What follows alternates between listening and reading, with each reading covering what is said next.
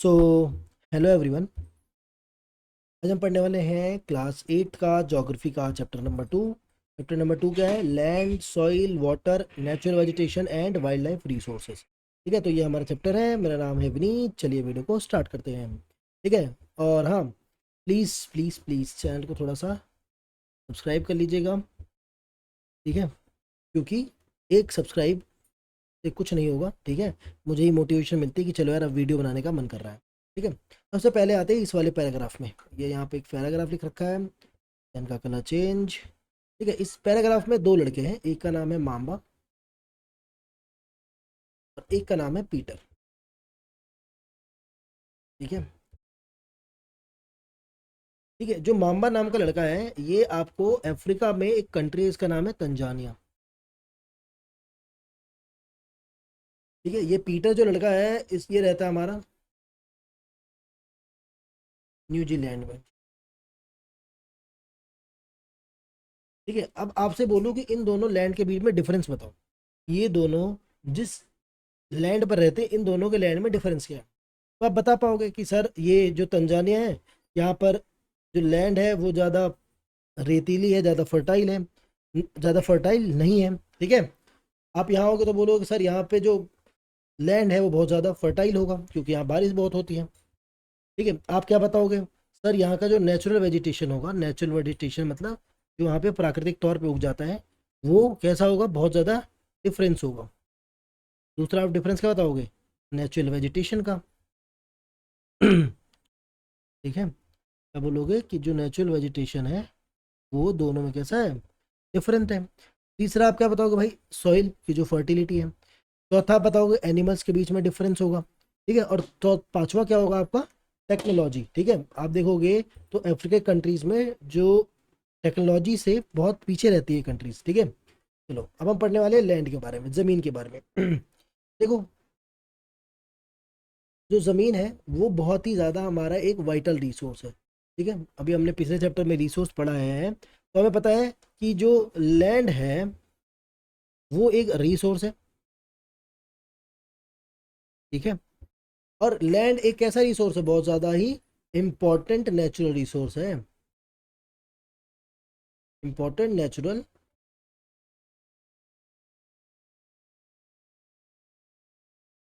Important एक natural resource है, क्या है? लैंड। ठीक है, अब आपको एक फैक्ट बताता हूँ कि लैंड पर या ज़मीन पर जो हमारी धरती है, मतलब ये जो अर्थ है, इस पे जो 90% पॉपुलेशन है ना, वो सिर्फ इस अर्थ के 30% लैंड पर ही रिसाइड करती है।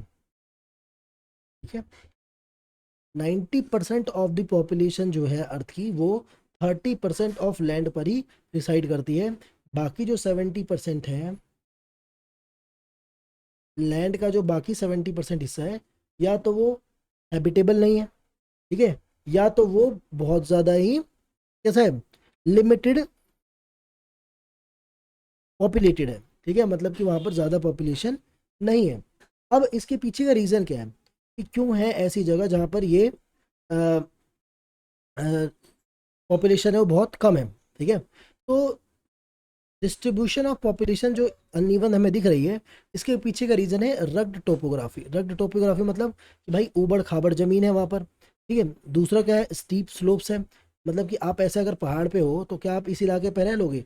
नहीं रह पाओगे, है ना भाई? लैंडस्लाइड आएगी, आप तो सीधे अपने घर के साथ साथ नीचे आ जाओगे। ठीक है, दूसरा है low lying area. Low lying area का मतलब होता है, तो आपने एक चीज़ सुना होगा, सी level.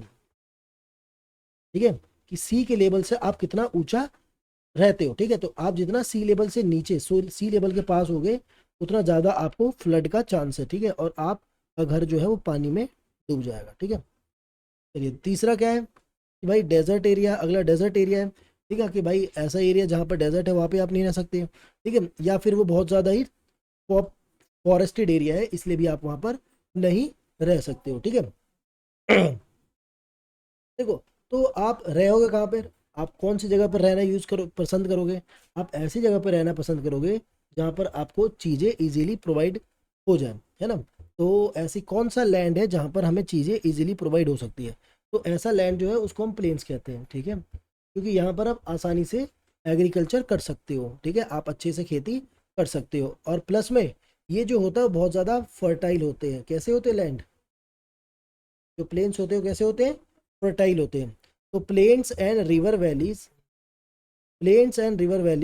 Are suitable for land agriculture, ठीक है, are suitable land for agriculture. तो आप देखोगे तो ये जो दोनों लैंड है वो कैसे एग्रीकल्चर के लिए बहुत ज़्यादा ही सुटेबल है। तो हमने ये बताया लैंड, अब लैंड का यूज भी होता है, ठीक है, आपने ज़मीन खरीदी तो ज़मीन का कुछ प्रयोग भी करोगे, इसका इस्तेमाल भी करोगे, ठीक है।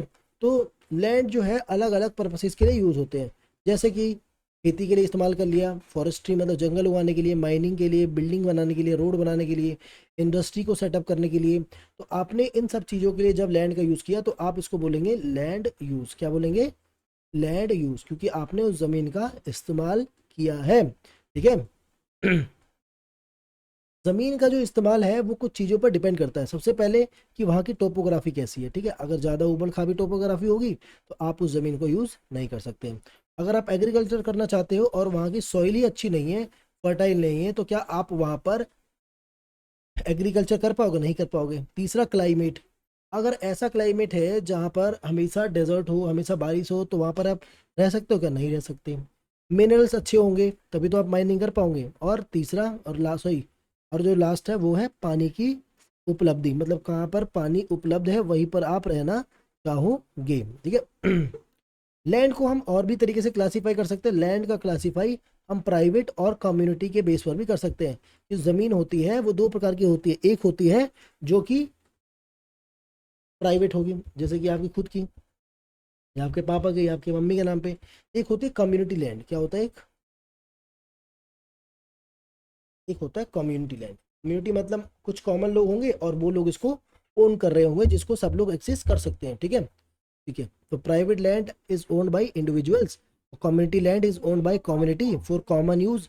जैसे कि बॉर्डर को, जैसे आपका, जैसे एक ज़मीन होता है गांव के अंदर जिसमें कोई भी अपनी गाय को छोड़ सकता है, वहाँ पे चरने जा सकती है, ठीक है। तो फ्रूट्स के लिए होता है वो ज़मीन, ठीक है, मंदिर के लिए हो गया, कोई मेडिकल हर्ब्स उगा रहे हैं वहाँ पर, तो ये कैसे होंगे, कम्युनिटी हर्ब्स, ठीक है। चलिए, कम्युनिटी हर्ब्स कह रहा हूँ, कम्युनिटी लैंड यूज़, ठीक है। तो कम्युनिटी अगर कोई लैंड यूज़ करती है तो वो कम्युनिटी लैंड हो जाएगा, और प्राइवेट इंडिविजुअल कोई ओन करता है उसको तो वो हो गया प्राइवेट लैंड, ठीक है। चलो, ये जो प्राइवेट लैंड्स होते हैं ना, सॉरी, ये जो कम्युनिटी लैंड्स होते हैं, ये जो कम्युनिटी लैंड्स होते हैं इनको हम कॉमन प्रॉपर्टी रिसोर्सेज भी कहते हैं, या लिखा भी हुआ है कॉमन प्रॉपर्टी रिसोर्सेज के नाम से भी इनको जाना जाता है, ठीक है। अगला, अब देखोगे लोगों का बढ़ता हुआ नीड की वजह से, देखो आपको पता है पॉपुलेशन जो है वो बढ़ रही है, लेकिन क्या जो लैंड है, क्या जो ज़मीन है वो भी बढ़ रही है साथ साथ, नहीं, ज़मीन तो लिमिटेड है। तो इसकी वजह से क्या होगा, अब जो ज़मीन है उसका दुरुपयोग होता है, मिसयूज होता है, जिसकी वजह से लैंड में, ज़मीन में बहुत सारी दिक्कत आ जाती है। पहले जैसे कि लैंड का डिग्रेडेशन होने लगता है, लैंडस्लाइड होने लगता है, सॉइल इरोजन होने लगता है, डिजर्टिफिकेशन हो सकता है, ठीक है, और भी बहुत सारे मेजर जो इन्वायरमेंटल प्रॉब्लम होते हैं वो हो सकते हैं, ठीक है। चलिए, ठीक है, सॉइल इरोजन क्या होता है, डिजर्टिफिकेशन क्या होता है, ये सब आपको आई होप पता ही होगा, ठीक है। चलिए आगे देखते हैं। तो ये देखिए कैसे कैसे ज़मीन जो है उसका इस्तेमाल चेंज हुआ है। पहले देखो ये गांव था, फिर थोड़ी टेक्नोलॉजी आ जाए तो ये झोपड़ी से इधर घर बन गया, ठीक है। और यहाँ पे पहले बैलगाड़ी चलती थी, एक मिनट रुक जाओ, यहाँ देखो पहले खेत था, ये खेत अभी भी है। पहले देखो बैलगाड़ी चलाते थे, अब देखो ट्रैक्टर आ गया। पहले झोपड़ी थी, अब ये घर आ गया। फिर अभी और चेंज हुआ तो ये पूरा खेत कट के पार्क बन गया भाई साहब आपका, ये रोड बन गया बढ़िया, घर वर बन गए। फिर और थोड़ा टाइम लगा तो देखो ये पूरा जंगल बन गया है जहाँ पे सिर्फ बिल्डिंग ही बिल्डिंग आपको दिख रही होंगी, है ना। तो इस प्रकार से लैंड का जो यूज़ होता है समय के साथ साथ चेंज होते रहता है, ठीक है। अब यहाँ पर देखो, यहाँ पर पॉपुलेशन कम थी, फिर बढ़ी, फिर और बढ़ी, फिर और बढ़ी, जिसकी वजह से क्या हुआ, पूरा जो लैंड यूज है उसका पैटर्न ही चेंज हो गया, ठीक है। अब इसकी वजह से क्या करना पड़ेगा, हमें ज़मीन को कंजर्व करना पड़ेगा, ठीक है। ज़मीन को, जो लैंड है उसको बचा के रखना पड़ेगा, ताकि ये क्या हो कि ज़मीन अगर बहुत ज़्यादा यूज़ हो जाएगी तो आप देखोगे तो वाटर लॉगिंग की समस्या आ जाती है ना। आप गांव में जाओ, गांव में आपको भले ही कीचड़ कीचड़ लगता हो, लेकिन अगर आप शहर में आओगे तो आपके छाती तक पानी चढ़ जाता है। ठीक है, क्यों? क्योंकि कोई सीवेज सिस्टम ही नहीं है ना। तो लैंड को बचाने के लिए कुछ कंजर्वेशन की टेक्निक्स होती है, ठीक है, ज़मीन बचाने के लिए। ठीक है, सबसे पहला है afforestation, land reclamation, regulated chemical pesticides का यूज करना। ठीक है, तो आप जो रेगुलेटेड यूज कर रहे हो ना फर्टिलाइजर और पेस्टिसाइड का, उसको ध्यान रखना। ठीक है, दूसरा, आप जो गाय को छोड़ देते हो कि भाई जाओ जितना चरो, तो उसकी वजह से क्या होता है, जब ओवर ग्रेजिंग हो जाता है तो ज़मीन में से सारी मिट्टी चली आती है, और सारी मिट्टी चली जाएंगी तो गुड बैक्टीरिया भी, सारी जो पौधे चले जाएंगे तो उनके साथ जो गुड बैक्टीरिया है वो भी चले जाते हैं। ठीक है चलो, तो ये कुछ कॉमन मेथड थे जिससे कि हम ज़मीन को कंजर्व कर सकते हैं। ठीक है जी, चलो। एफोरेस्टेशन क्या होता है? एफोरेस्टेशन मतलब होता है ज़्यादा से ज़्यादा पेड़ लगाना। ठीक है, एफोरेस्टेशन का मतलब क्या होता है? ज़्यादा से ज़्यादा पेड़ लगाना। ठीक है, चलिए अब पढ़ेंगे सॉइल के बारे में। सॉइल क्या होता है? तो आपको जो थिन लेयर दिखती है ना अर्थ पे, अर्थ जो है उसके ऊपर जो आपको ये थिन लेयर दिखती है, ठीक है, ये थिन लेयर आपको दिख रही है, इसको हम क्या बोलते हैं? इसको हम बोलते हैं सॉइल। क्या बोलते हैं? सॉइल। ठीक है जी, चलिए आगे देखते हैं। The thin layer of granny substances covering the surface of the earth is called soil. ठीक है, ये जो है क्लोजली लिंक्ड है लैंड से। लैंड और सॉइल में डिफरेंस है। ठीक है, चलिए, सॉइल के अंदर आपको मिनरल्स मिलेंगे। ठीक है, अभी देखोगे तो आप पढ़ेंगे ना, सॉइल के अंदर आपको मिनरल्स देखने को मिलेंगे। चलिए, सॉइल जो है वो ऑर्गेनिक मैटर से मिलकर बना होता है, मिनरल्स से मिलकर बना होता है, और जो वेदर्ड रॉक्स है जो कि धरती के अंदर पाए जाते हैं उससे मिलकर बना होता है। वेदर्ड रॉक्स क्या हो सकते हैं? ठीक है, वेदर्ड रॉक क्या होते हैं? तो जैसे ये एक पत्थर है, ठीक है, समय के साथ साथ इसके अंदर टेम्परेचर में बदलाव हुआ। ठीक है, और इसको मतलब प्राकृतिक तौर पे मार पड़ी है। ठीक है, किस किस चीज़ से? तो टेम्परेचर से, फ्रॉस्ट से, फ्रॉस्ट के एक्शन से बर्फबारी होती है। ठीक है, दूसरा प्लांट से, भाई पौधे आते हैं, पौधे, हवा चलती है, पौधे के बीज आके गिरते हैं। ठीक है, एनिमल आता है, एनिमल आता है, इसमें अपने आप को रगड़ लेता है। ठीक है, इंसान आता है, इंसानों के ऊपर, इसके ऊपर चढ़ जाता है। धीरे धीरे दिखेंगे तो इसके अंदर दरार पड़ जाती है, इस पत्थर के अंदर, इस पत्थर के अंदर धीरे धीरे क्या पड़ जाएगा? दरार पड़ जाएगा। ठीक है, धीरे धीरे क्या हो जाएगा? ये दरार पड़ जाएगा। दरार पड़ने की वजह से क्या होगा? इसके अंदर पानी जाएगी, और पानी जाने की वजह से क्या होगा? ये पत्थर टूट जाएगा। फिर ओवर पीरियड ऑफ टाइम ये पत्थर छोटे छोटे भागों में टूटेगा, और किस चीज़ का निर्माण करेगा? सॉइल का। ठीक है जी, चलो। तो the right mix of minerals and organic matter makes the soil fertile. ठीक है, अगर हमें कोई ज़मीन को, कोई मिट्टी को, कोई मृदा को फर्टाइल बनाना है तो उसके लिए क्या चाहिए? मिनरल्स चाहिए, कि भाई उस ज़मीन में थोड़े से मिनरल्स होने चाहिए, और ऑर्गेनिक मैटर का यूज़ करना चाहिए। ऑर्गेनिक मैटर जैसे कि खाद हो गया, उर्वरक नहीं, खाद की बात कर रहे हैं। ठीक है, चलिए, उर्वरक और खाद क्या होता है आपने पहले चैप्टर पढ़ा ही होगा। आगे बढ़ते हैं, अब पढ़ेंगे लैंडस्लाइड्स क्या होते हैं। देखिए, आपने देखा होगा लैंडस्लाइड्स मतलब ज़मीन जो है वो कट के थोड़ा सा नीचे गिर जाती है। क्यों? क्योंकि देखो, जब पहाड़ों पर ये चीज़ें देखने को मिलती है कि भाई ये पहाड़ है, ये ज़मीन है, और ये टूट के नीचे गिर गई। ये आपको हिमाचल प्रदेश साइड में बहुत ज़्यादा देखने को मिलेगी। क्यों? क्योंकि इसके अंदर पानी चले जाता है। ठीक है, बारिश होती है, बारिश की वजह से इसके अंदर पानी चल जाता है। ये टूटा हुआ था, और टूटे भाग के अंदर पानी जाने की वजह से क्या होता है? मिट्टी भारी हो जाती है, और मिट्टी भारी होने की वजह से क्या होता है? वो नीचे आ जाता है। ठीक है, तो ऐसा होता है ये लैंड स्लाइड्स। लैंड स्लाइड होने का बहुत सारे रीजन हो सकते हैं, जैसे अर्थक्वेक आ गया। अर्थक्वेक आने से क्या होगा? ये जो पूरा जो ज़मीन है यहाँ से ये नीचे सरक सकती है। ठीक है जी, चलो। वो फ्लड हो गया, बाढ़ आने से भी होता है ये, है ना। वोल्केनो इरप्ट हो गया, उसकी वजह से भी होता है ये। चलिए, अब पढ़ेंगे कि भाई कैसे इस जो ये जो हुआ है लैंडस्लाइड, इसको मिटिगेट कर सके। ठीक है, लैंडस्लाइड्स को कम कैसे कर सकते हैं हम? लैंडस्लाइड्स को मिटिगेट करने का तरीका क्या है? सबसे पहले, देश है ये इंडिया है।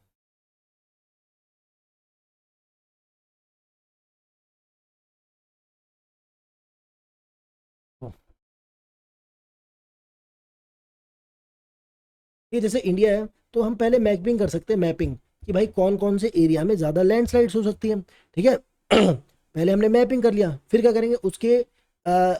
उसके अगेंस्ट में एक रिटेंशन वॉल बनाएंगे। रिटेंशन वॉल जैसे देखो, इधर से आपको दिख रहा है कि भाई लैंडस्लाइड हो सकता है, तो हमने क्या करिए? पहले ही एक दीवार बना दिया है। ठीक है, पहले ही हमने क्या किया? एक दीवार बना दिया, ताकि ये जो लैंडस्लाइड है वो हमें फेस ना करने को मिले। ठीक है, चलिए आगे देखो। अब एक पहाड़ है, एक पहाड़ है, इस पहाड़ के ऊपर बहुत सारे अगर मैं पेड़ उगा दूं, बहुत सारे पेड़ उगा दूं, तो क्या होगा, ये मिट्टी को पकड़ कर रखेंगे जिससे कि लैंडस्लाइड नहीं होगा। तो तीसरा चीज ये लिखा है कि increase in the vegetation cover to arrest landslide, ठीक है। दूसरा मैंने बताया था कि भाई पहाड़ है, पहाड़ के अंदर, ये पहाड़ है, इसके अंदर दरार होगा, इसके अंदर पानी घुस गया तो मिट्टी भारी हो जाएगा, और मिट्टी भारी हो जाएगा तो ये पूरा पहाड़ टूट के मतलब लैंड कर क्या करेगा, स्लाइड कर जाएगा, जिसकी वजह से क्या होगा, लैंड स्लाइड। तो इसके लिए हमें क्या करना पड़ेगा भाई, ये जो पानी है इसके अंदर ना घुसे, जिसकी वजह से हमें एक अच्छा ड्रेनेज सिस्टम बनाना पड़ेगा, ताकि इसके अंदर वो पानी ना घुस सके, जिससे कि ये जो यहाँ की मिट्टी है वो भारी हो और भारी होकर नीचे गिरे हो, ठीक है। तो ये चार तरीके थे जो मैंने आपको बता दिए, चलिए। अब आपको एक बात बताता हूँ कि आप 1 सेंटीमीटर सिर्फ, इतना 1 सेंटीमीटर सिर्फ लैंड को बनने में पूरे 100 साल लग जाते हैं, ठीक है। ठीक है, 100 साल लग जाते हैं सिर्फ 1 सेंटीमीटर लैंड को बनने में, ठीक है। चलिए। देखो फैक्टर्स ऑफ सॉइल फॉर्मेशन, मिट्टी जो हो कैसे बनती है, ठीक है। देखिए, तो एक पेरेंट रॉक होता है, पेरेंट रॉक होता है जो मिट्टी को, जो मृदा है, मृदा उसको पूरा डिसाइड करता है, और दूसरा होता है organic factors, sorry climatic factors. क्या होते हैं, क्लाइमेटिक फैक्टर्स। दूसरा क्या होता है, क्लाइमेटिक फैक्टर्स, कि क्लाइमेट उस पेरेंट रॉक के साथ क्या करती है जिसकी वजह से सॉइल्स का निर्माण होता है, ठीक है। तो इधर एक हमारे पास बहुत एक साइकिल दे रखा है, साइकिल बोल रहा हूँ, और एक factor affecting the soil formation का एक चार्ट दे रखा है, उसको जरा पढ़ देंगे, ठीक है। तो सबसे पहले देखेंगे, तो पेरेंट रॉक जो होता है वो मिट्टी का कलर डिसाइड करता है, टेक्सचर दिखा डिसाइड करता है, और मिनरल डिसाइड करता है, ठीक है। तो ये सब कौन डिसाइड करता है, पेरेंट रॉक, ठीक है, कि मिनरल जो है उस सॉइल के अंदर कितना है। दूसरा रिलीफ फीचर, कि भाई वो जहाँ पर मिट्टी है वो ऊबड़ खाबड़ वाला इलाका है या प्लेन इलाका है, या माउंटेनियस इलाका है, तो उस हिसाब से मिट्टी बनती है। दूसरा फ्लोरा एंड फौना, देखो फ्लोरा एंड फौना जो होगा वो मिट्टी को क्या करेंगे, फर्टाइल बनाएंगे। अब ऐसा इलाका जैसे रेगिस्तान है, रेगिस्तान में तुम जाओगे, आपको ना फूल दिखेंगे, ना पौधे दिखेंगे, और ना जानवर दिखेंगे, तो क्या वहाँ की मिट्टी कभी वो हो पाएगी, फर्टाइल नहीं हो पाएगी, क्योंकि उसकी मिट्टी में ह्यूमस ही नहीं मिलेगा। ह्यूमस कैसे मिलेगा, जब जितने प्लांट्स हैं उसका वो वेस्ट, और जो एनिमल्स है जब वो पॉटी करते हैं, तो आपको पता है जब वो डिकम्पोज होता है तो ह्यूमस का निर्माण करता है, ठीक है।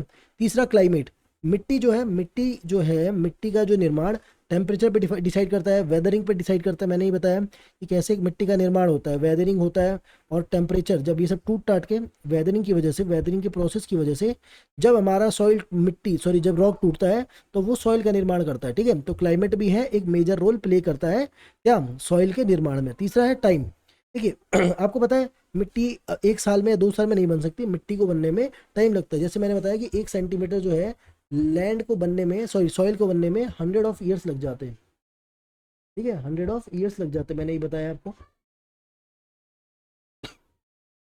ठीक है। आपको समझ आया, चलिए आगे बढ़ते हैं। देखिए अगला देख रहे हैं कि भाई, हम देख रहे हैं कि धीरे धीरे जो सॉइल है उसके अंदर डिग्रेडेशन हो रहा है, तो उसको हमें बचाना भी है, ठीक है। तो पहले देखते हैं कि सॉइल डिग्रेडेशन का रीजन क्या है। सॉइल डिग्रेडेशन का रीजन क्या है कि भाई डिफोरेस्टेशन, डिफोरेस्टेशन मतलब भाई बहुत ज़्यादा हम लोग पेड़ काट रहे हैं, ठीक है। दूसरा ओवर ग्रीजिंग, ओवर ग्रीजिंग का मतलब है कि भाई मेरा एक खेत है, उसमें मैंने गाय को छोड़ दिया, उसने पूरा खेत ही चढ़ डाला, जिसकी वजह से क्या होगा, मिट्टी जो मृदा है वो बहुत ज़्यादा खराब हो जाएगी, ठीक है। तीसरा पेस्टिसाइड्स और केमिकल का यूज हम बहुत ज़्यादा कर रहे हैं, ठीक है। चौथा क्या है कि भाई बारिश आया, बारिश आया, जैसे ये बारिश है, ये पहाड़ है, यहाँ बारिश आई, बारिश से क्या होगा, ये सारा मिट्टी अपने साथ बह जाएगा, ठीक है।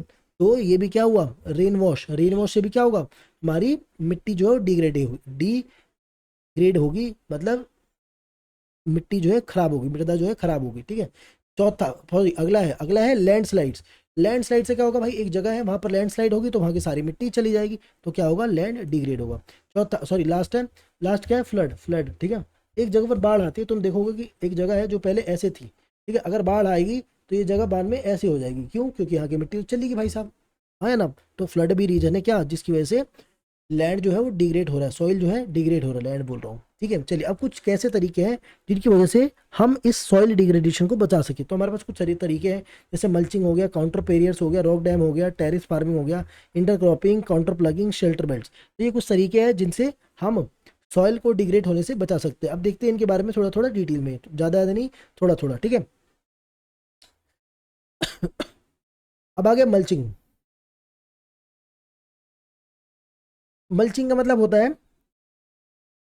मल्चिंग का मतलब होता है कि भाई हमने खेती करी, खेती करने के बाद जो खाली जमीन बच गया वहां पर हमने क्या कर दिया, स्ट्रॉ लगा दिया, कुछ भी ऑर्गेनिक मैटर लगा दिए, जिसकी वजह से मिट्टी जो है उस वहीं पर बने रहे। ठीक है, तो ये हो गया हमारा मल्चिंग।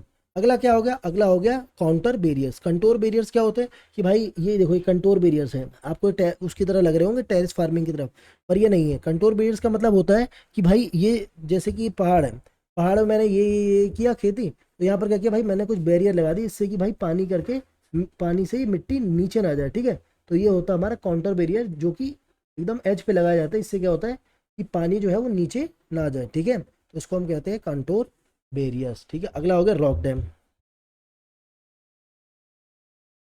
रॉक डैम क्या हो गया, रॉक डैम होता है, एक मिनट, रॉक डैम का मतलब होता है कि भाई एक जगह है, खेत है, जिसके खेत से बहुत सारा पानी निकल सकता है, तो क्या करेंगे, उसके आरी आरी पे बहुत सारे पत्थर रख देंगे। ठीक है, जिसकी वजह से क्या होगा, वो पानी को रोक के रखेगा, जिससे कि पानी बाहर नहीं निकले, बाहर ना निकले, क्योंकि आपको पता है पानी बाहर निकलेगी तो अपने साथ मिट्टी लेकर निकलता है। ठीक है, ये तो हमने पढ़ा ही है। ठीक है, आपको ये पता ही होगा। चलिए, अगला है टेरेस फार्मिंग। टेरेस फार्मिंग क्या होता है भाई, ऐसे इलाके जहाँ पर हम फार्मिंग नहीं कर सकते, तो हम क्या करते हैं, वहाँ पर हम टेरेस फार्मिंग करते हैं। ठीक है, जिससे क्या होगा कि जो जिससे हम क्या करते हैं, ऐसे ऐसे, सॉरी, जिस पे जैसे कि ऐसे ऐसे फार्मिंग होती है, यहाँ पे ये कुछ ऐसा दिखता है। ठीक है, तो यहाँ पर हम कुछ लगा देंगे जिससे कि ये काउंटर बैरियर्स भी हो जाएंगे। ठीक है, ताकि पानी नीचे ना जाए। तो ये होती है हमारी टेरेस फार्मिंग।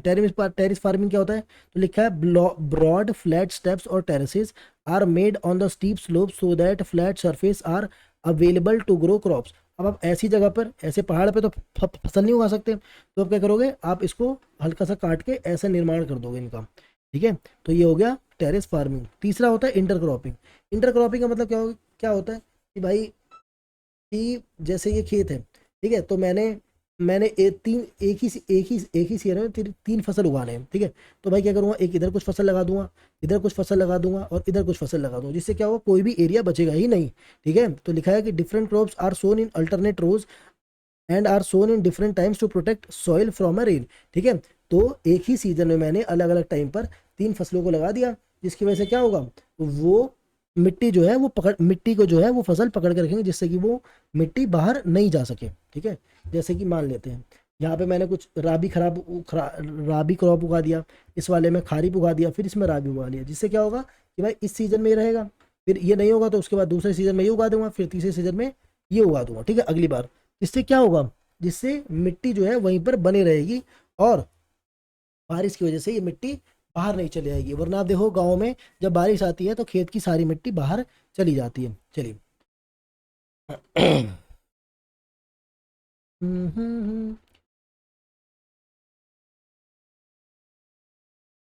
अब देखेंगे क्या, कंटोर प्लगिंग। कंटूर प्लगिंग का मतलब क्या होता है कि भाई, कंटूर प्लगिंग से पहले हम देख लेते हैं शेल्टर बेल्ट। ठीक है, शेल्टर बेल्ट क्या होता है, शेल्टर बेल्ट क्योंकि ये इंपॉर्टेंट है आपके एग्जाम के लिए। ठीक है, तो ये देख लेते हैं। जैसे मेरा एक खेत है, जैसे मेरा एक खेत है, ठीक है, और मैं क्या करूँगा, उसके खेत के आसपास जो है, जो बॉर्डर है, वहां पर क्या कर दूंगा, वहां पर मैं पेड़ लगा दूंगा। ठीक है, जिससे क्या होगा,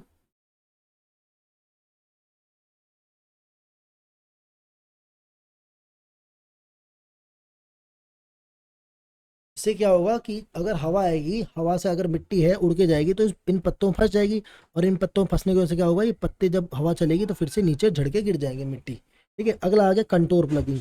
तो कंटोर प्लगिंग क्या होता है, तो भाई ये होता है पैरेलल खेती। पैरेलल खेती मतलब, जैसे मेरा ये पहाड़ है, ठीक है, ये पहाड़ है, तो यहाँ पर ही फसल उगा दिया, यहाँ पर भी उगा दिया, यहाँ पर भी उगा दिया। ठीक है, तो फिर ये पूरा ऐसे उगेगा, पूरा ये ऐसे उगेगा, पूरा ऐसे उगेगा, पूरा ये ऐसे होगा, तो ये हो गया हमारा काउंटर प्लगिंग। ठीक है, बाकी इनको डिटेल में पढ़ने की इतनी हमें ज़रूरत अभी नहीं है। ठीक है, आप एग्जाम के लिए इनको रट्टा मार लेना। ठीक है, क्योंकि जब आप 10th में आओगे तो आप इसको अच्छे से पढ़ने वाले हो। ठीक है, तो मैं आपको बताया हूँ क्या क्या इनमें इंपॉर्टेंट है। एक तो काउंटर बैरियर्स पढ़ लेना, ठीक है, टेरेस फार्मिंग पूछते हैं, और शेल्टर बेल्ट पूछेंगे। ठीक है, ज़्यादा ज़्यादा ये आपसे पूछेंगे, और इंटर क्रॉपिंग हो तो एक्स्ट्रा ये ऐड कर लेना। बस ये चार चीज़ें आपको इनमें से याद करनी है, बाकी सब आप छोड़ दो। चलो आगे बढ़ते हैं अब पढ़ेंगे वाटर के बारे में, कि भाई वाटर क्या है। तो आपको पता है कि अर्थ पे जो 3/4 एरिया है वो किससे कवर है, वाटर से कवर है। ठीक है, जिसमें से ओशन जो है वो 2/3 हिस्सा जो है अर्थ का कवर कर लेते हैं, ठीक है, जिसके अंदर बहुत सारे वेराइटी ऑफ प्लांट्स और एनिमल्स हैं, ठीक है। और इन पूरे अर्थ पर जो पानी है वो केवल 2.3% ही जो है वो फ्रेश वाटर है। उसमें भी जो 70% पानी है वो कहाँ पर है, उसमें भी जो 70% पानी है वो आइस शीट्स, ग्लेशियर्स जैसे कि अंटार्कटिका ग्लेशियर हो गया, ग्रीनलैंड और माउंटेन रीजन्स पर स्टोर है, जो कि अभी हम पॉसिबल नहीं है एक्सट्रैक्ट करना, ठीक है। लेकिन क्लाइमेटिक चेंज की वजह से क्या हो रहा है, ये सारा पानी मेल्ट हो रहा है और ये सारा पानी ओशन में मिल जा रहा है, जिसकी वजह से फ्रेश वाटर की जो क्वांटिटी है वो भी धीरे धीरे कम हो रही है, ठीक है। चलिए और 1% जो पानी है केवल जो हमारे यूज़ के लिए जिसको हम पी सकते हैं, ठीक है, क्योंकि 2.5 में से जो 70% पानी है वो तो भाई ग्लेशियर्स के अंदर ही है, उसमें से ही जो 1% पानी है वो हम पी सकते हैं, ठीक है। चलिए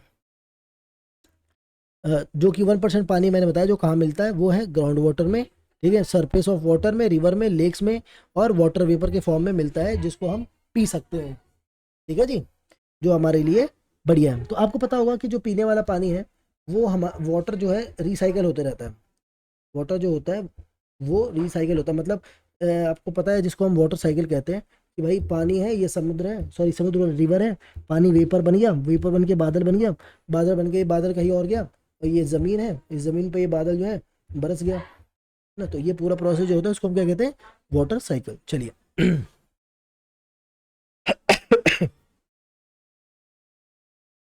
चलो बड़े धोखे हैं, चलो आगे बढ़ते हैं।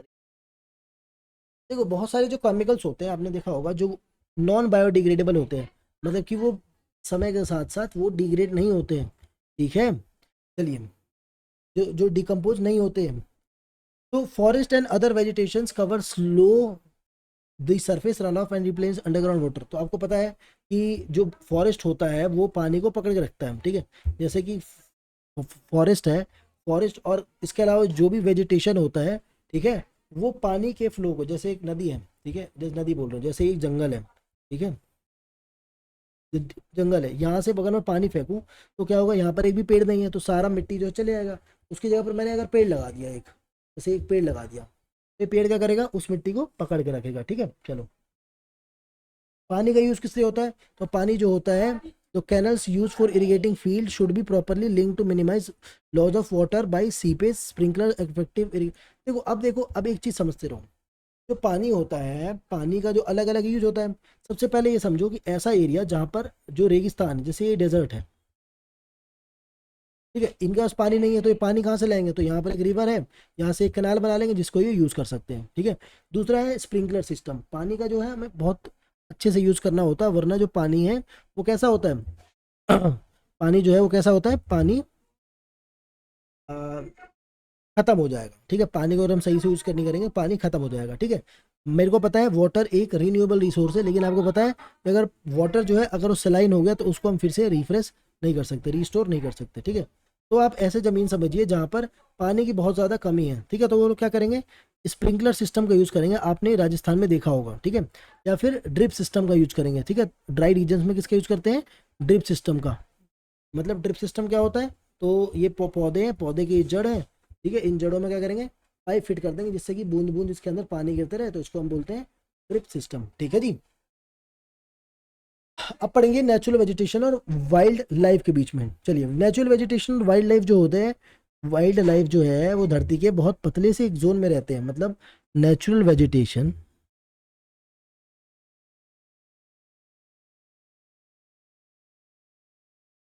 ठीक है, और जो वाइल्ड लाइफ है, ये दोनों को हमें बचा के रखना पड़ता है। और ये जो नेचुरल वेजिटेशन और जो वाइल्ड लाइफ है दोनों कहाँ पर मिलेंगे, जहाँ पर लिथोस्फेयर, जहाँ पे हाइड्रोस्फेयर और जहाँ पर एटमॉस्फेयर एक साथ हो, तो वहाँ पर क्या बनता है, वहाँ पर बनता है बायोस्फीयर, ठीक है, क्या बनता है वहाँ पर, बायोस्फीयर, ठीक है, जहाँ पर ये सब चीज़ें रहती है, नेचुरल वेजिटेशन और वाइल्ड लाइफ, ठीक है, ठीक है जी। चलो आपको पता है बायोस्फीयर के अंदर लोग जो है एनिमल्स जो है अपने एनर्जी को एक्सचेंज करते हैं, ठीक है। तो बायोस्फीयर क्या होता है, in the biosphere living beings are interrelated and interdependent on each other for survival, ठीक है। तो जो ये बायोस्फीयर है, वहाँ पर लोग जो है या फिर जो वेजिटेशन है और जो वाइल्ड लाइफ है, ये दोनों आपस में डिपेंडेंट रहते हैं। जब ये दोनों आपस में डिपेंडेंट रहते हैं तब इकोसिस्टम का निर्माण होता है। चलिए आगे बढ़ते हैं। वाइल्ड लाइफ के अंदर क्या क्या आता है? तो वाइल्ड लाइफ के अंदर आपके लिए इंसेक्ट्स आ गए, बर्ड्स आ गए, ये सब चीज़ें क्या है हमारे लिए वाइल्ड लाइफ। ठीक है, चलो आपको पता है बर्ड्स जो होते हैं वो इंसेक्ट पे फीड करते हैं and act as a decomposer as well, और जो पंछी होते हैं वो डीकम्पोजर का भी काम करते हैं। तो आपको पता है जो वल्चर होते हैं, वल्चर क्या खाते हैं? वल्चर जो होते हैं वो सड़े गले मांस खाते हैं, मतलब जो जानवर मर जाता है और उसको हम छोड़ देते हैं तो वल्चर जो होता है उनके ऊपर बैठ जाता है और उनको खाने लगता है। ठीक है, वल्चर्स जो है उनकी भी आबादी आजकल कम हो रही है। उसके कम होने का पीछे का रीज़न क्या है? एस्पिरिन की गोली आपने देखी होगी, एस्पिरिन की गोली आपने देखी होगी। ठीक है, ठीक है, एस्पिरिन की गोली देखी होगी।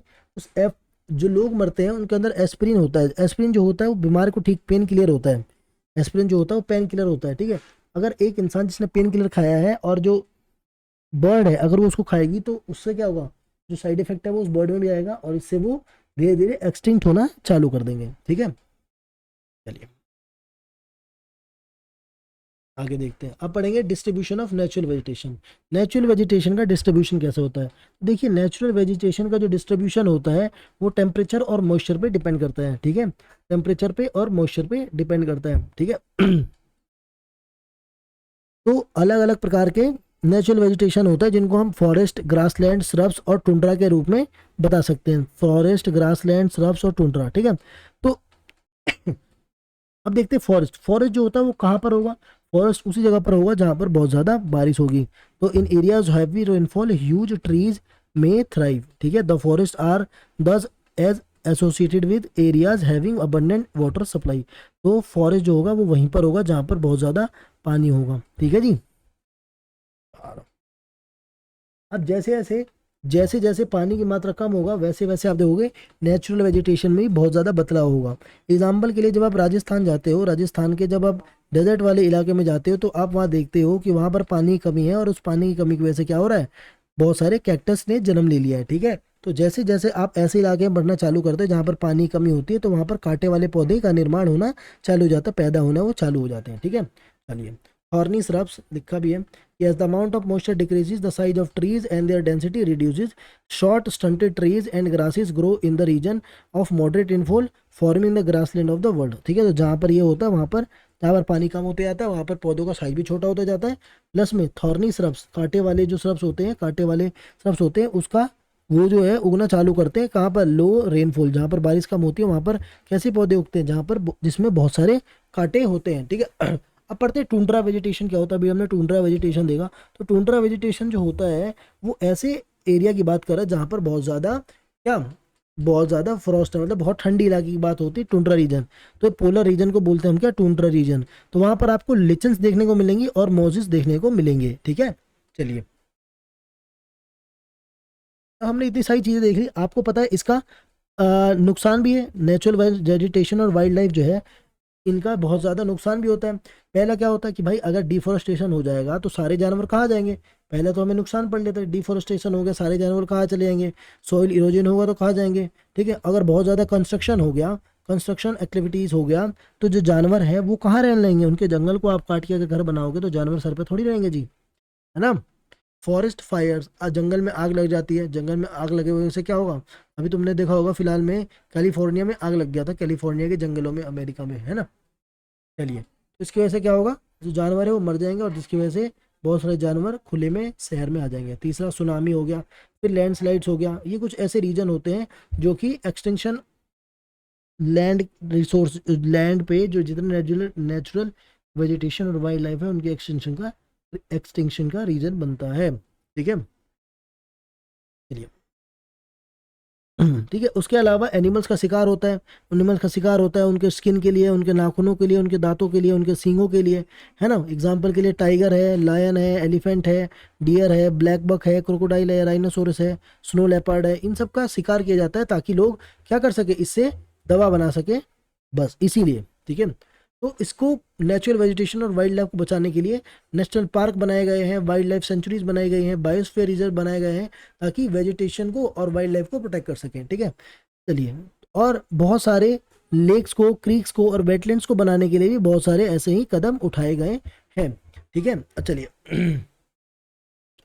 अब बहुत ज़्यादा इनडिस्क्रिमिनेट किलिंग की वजह से, बहुत ज़्यादा जानवरों को मारने की वजह से, पक्षियों को मारने की वजह से, ठीक है, जिसकी वजह से वो जो जानवर और पक्षी है वो एक्सटिंक्शन पे आ चुके हैं। बहुत सारे प्रोग्राम स्टार्ट किए गए हैं, उसमें से ही एक प्रोग्राम क्या है, वन महोत्सव। आपको पता है हर साल आप वन महोत्सव बनाते हो, ठीक है।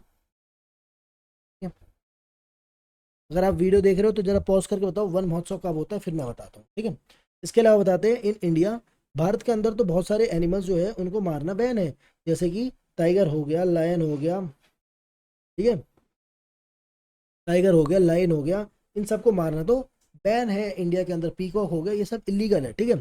एज इंटरनेशनल कन्वेक्शन साइट्स, भारत के अंदर कुछ ऐसी जगह, पूरे विश्व में कुछ ऐसी जगह है जहाँ पर बहुत सारी जो, सॉरी, विदेश में, बाहर मतलब फॉरेन में, फॉरेन बोल रहा हूँ, वर्ल्ड वाइड एक ऐसा कन्वेंशन बनाया गया, मतलब एक ऐसा मीटिंग होता है जिसके अंदर आप इंडेंजर्ड स्पीसीज का लिस्ट बताते हैं। इंडेंजर्ड स्पीसीज मतलब जो कि बहुत ज़्यादा मतलब खत्म होने वाली है, जिनका जो एक्सटिंक्शन के कगार पे आ गई है, ठीक है। मैंने आपसे पूछा था वन महोत्सव कब मनाया जाता है, तो वन महोत्सव जो होता है वो फर्स्ट वीक ऑफ जुलाई में मनाया जाता है, ठीक है। ठीक है, मतलब 1 जुलाई से 7 जुलाई के बीच में। चलिए, अभी साइट्स क्या होता है, तो साइट्स का फुल फॉर्म है convention on international trade in endangered species of wild fauna and flora, is an international agreement between governments. It aims to ensure that international trade in specimens of wildlife, animals and plants does not threaten their survival. Roughly 5,000 species of animals and 28,000 species of plants are protected. Bear, dolphin, cacti, corals, orchids are some example. देखो, sites जो है, sites एक ऐसा संगठन है जो कि विश्व स्तर पे क्या देखता है, जानवरों की सुरक्षा के बारे में देखता है कि भाई अगर हम किसी जानवर के अंदर, जानवर का व्यापार करते हैं तो इससे उनके रहन सहन या फिर उनके जो हेल्थ है उसमें तो कोई प्रॉब्लम नहीं होगा। और इसी वजह से इन्होंने ये सब चीज़ें करके इन्होंने अभी तक 5,000 जानवर और 28,000,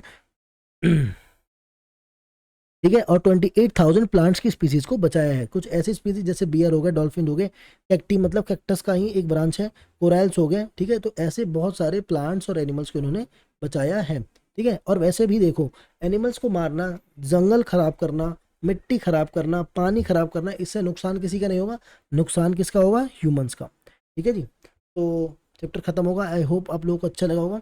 इस चैप्टर के अंदर आपको सोचने की ज़्यादा बात है क्योंकि ये इन्वायरमेंट का चैप्टर है देखा जाए तो, ठीक है। ये चैप्टर आपको इन्वायरमेंट का एक थोड़ा सा झलक देने की कोशिश कर रहा था, है ना। तो आई होप आप लोगों को अच्छा लगा होगा। मिलते हैं अगली वीडियो में, तब तक के लिए सभी बच्चों को बाय, और चैनल को सब्सक्राइब कर लीजिएगा, ठीक है। चलो, सभी बच्चों को बाय।